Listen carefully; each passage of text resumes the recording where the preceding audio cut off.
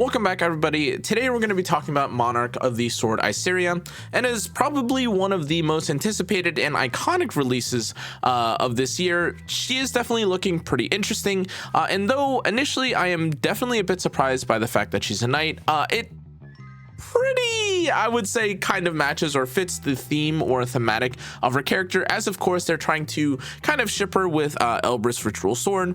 Story or plot wise aside, and this makes sense, of course, therefore for her to be a knight. That said, I don't necessarily think that the knight role necessarily means what it did in the past, but as we'll see with Iseria, it is pretty fitting to have Iseria do what she does, as per what we'll see with her kit. Now, the first thing that you should know about Iseria is that stat line wise, she has pretty decent attack, she's got pretty decent HP and defense, and honestly, her speed is not really crazy, but it's fine all the same. That said, she doesn't have any ER or effectiveness, which means that, as you could probably tell, she's going to be more damage focused. And as we move first to her skill 2, this is a pretty big one. To start things off, as far as I understand, I believe this should be a 8, 11, 14, 17, either 70 or 50. At this point, I can't remember. I believe it should just be 50% Penres. I don't think I'm a bit confused by this, because normally, as far as I understand, Penres is supposed to be 50, or generically, they usually give it to 50. If it ends up being 70, totally fine as well. This is a pretty hefty amount of Penres, however, and the idea here is that you aren't going to be using many def pen specific characters against Iseria herself, but the more relevant and more crazy effect here is that all counterattack chances of the caster when having, of course, Iseria on the field are doubled, and in addition to this, when counterattacking, if the target is a hero, she triggers a counterattack from the foremost ally, which in this case is a guarantee. This has nothing to do with has a chance of happening. If she counterattacks, immediately there's a counterattack from the foremost ally. This is huge for a couple reasons, as we'll see, especially with what they showcase. But in addition to this, it reads that after attacking, you are granted a barrier proportional to your attack, and this of course goes on Iseria for 2 turns. Now, as you can kind of see here, the example that they show here is interesting for a couple reasons. Number one, because even though you may have expected someone like Abelian yourself, or even some of the other high DPS characters, literally anyone you can think of, whether that's a DPS character or whether that's a bruiser character, a Navy Captain Landy, anything, the reality is that you can actually use this counterattacking slot in the front, not just for damage, but even for debuffs, and they do seemingly or I guess showcase this effect with Abelian, of course, triggering a counterattack. Iseria here herself is on Elbrus Ritual Sword, and as you see, there's a Uberius Tooth into proc of the defense break here, which then triggers into Iseria, and she does a pretty hefty amount of damage, all things considered. Now, 10,000 damage, to be clear, is already a pretty substantial amount of health. However, as we'll see in a moment, this only goes crazier with Dawnbreaker. Now, Dawnbreaker, as you're reading through the skill, inflicts fracture, and this is a new unique effect. This increases the attack of the caster by 20%, but it decreases their defense by 5%, and this can stack up to 10 times, effectively meaning that you have a 100% attack increase and 50% defense decrease. Now, this also remains even after reviving, which can be a good or bad thing, technically, depending on how you see the defense reduction, but the reality here is that, again, you're supposed to try and kill someone with this character. Makes sense. Totally cool. Now, the thing is, though, is that in terms of this actual skill, it is also a damage dealing ability. It's not just a dispel of all debuffs. It's not just an injury effect or a semi buff. This Dawnbreaker ability effectively buffs Iseria herself before using S3. And as you read on this third line here, it inflicts additional damage proportional to the caster's attack on the target and applies up to 25% injury.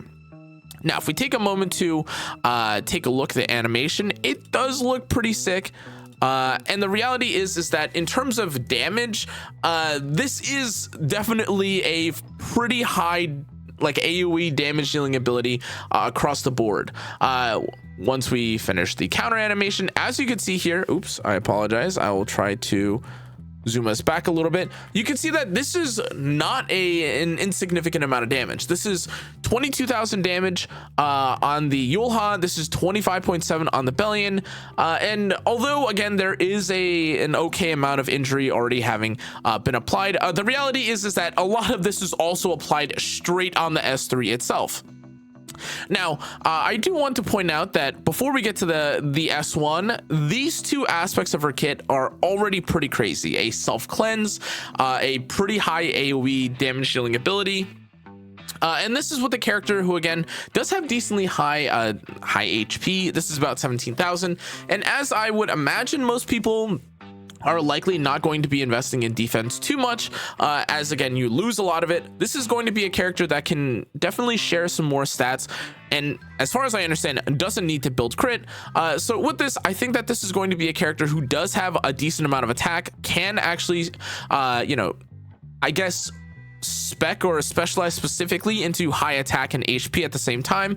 And as we see with the rest of her kit, this isn't even all that she has to offer, excuse me. As with her S1, this is a pretty insane counter related ability, which is going to be very relevant, of course, because this is a character who is going to counter. That's kind of the whole idea behind her kit.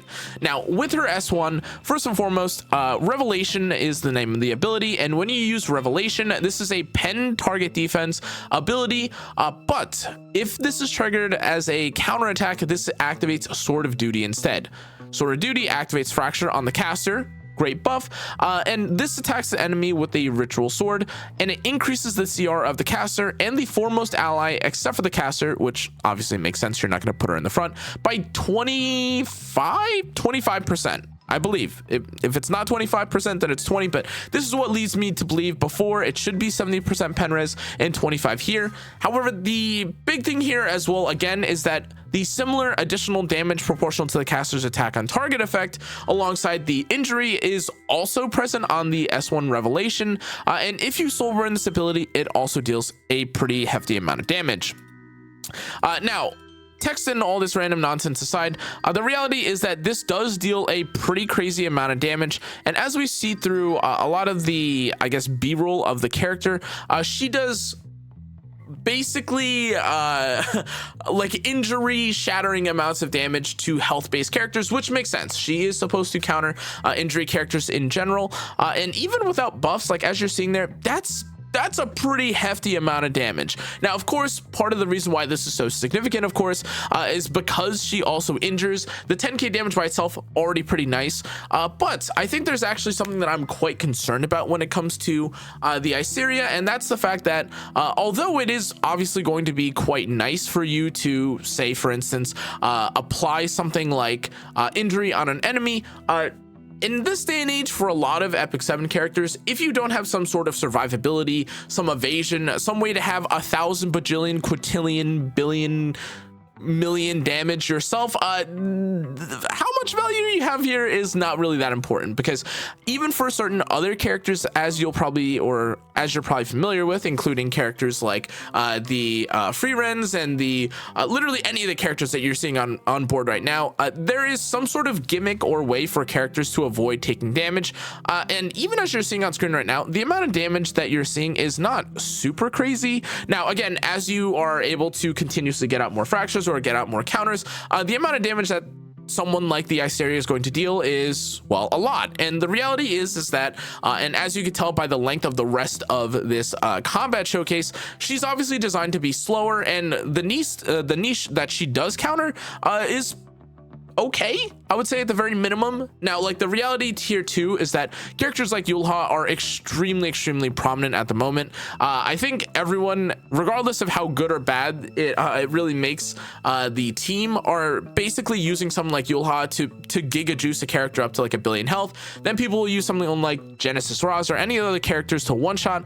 And again, the idea behind the Iseria, at least from what we've seen, is that she's supposed to counter that sort of playstyle. She's supposed to deal with and one shot or basically reduce the effectiveness of these characters who are all HP stacking, which is not a bad thing. This honestly makes quite a bit of sense. Now, however, even though this is her second S3, and arguably, you know, having a second S3 isn't impossible, but the fact that a lot of the damage that you're going to see coming out of the Iseria here is after constant or after like cycling or scaling later into a game, I think it does further the importance, or it does kind of further how relevant it is for characters like the Iseria to again have some sort of survivability in their kit.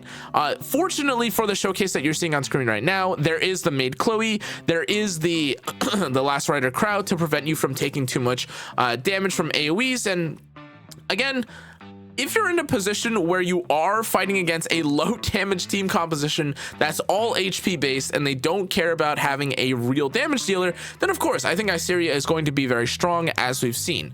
The reality though is that whether or not you're actually going to be able to play Iseria specifically like this without getting one shot, without getting constantly blinded or debuffed, stunned, etc., and unable to use her S3, well, that's an entirely different discussion itself.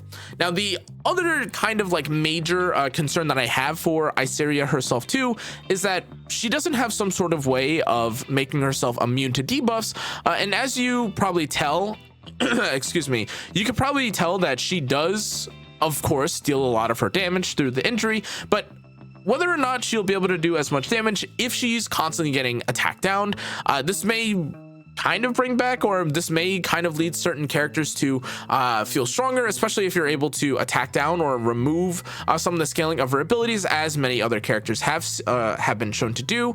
But even from what you're seeing here, the amount of damage or the scaling damage that someone like Iseria does is not nearly as scary on first turn, which again makes sense because she's supposed to be a slower, or it looks like she's supposed to be a slower designated character. But for my personal thoughts and my concerns, I don't necessarily know if this is a character that I would go holy moly about, again, because whether or not you're able to take a turn or get to a second or third skill 3, or whether or not the HP scalers are even going to allow someone like Iseria into a game is pretty up for debate. But ultimately, I think she's cool. I think she's definitely got a place, especially in content like Guild War. I don't think she looks particularly difficult to build either. I think you are just pretty much only looking at HP and attack. But otherwise, guys, I think Iseria, pretty cool. 5-star elemental knight. I do think that epicseven has also mentioned that they're trying not to make characters that are too overwhelmingly overpowered, and they're trying to specifically curate characters to be good for certain niches. That is definitely the way that I feel about Monarch of the Sword Iseria. She's not supposed to counter, as far as I understand, like any cleave or very fast play. She looks pretty intentionally designed to counter the slower characters, and even though they showcased Iseria countering someone like Yulha, I could imagine people just pairing the Yulha and the Monarch of the Sword Iseria together and removing a lot of the more prominent injury characters or injury countering characters, or rather HP stacking countering characters, aka the injury characters, from the game. But yeah, that's it.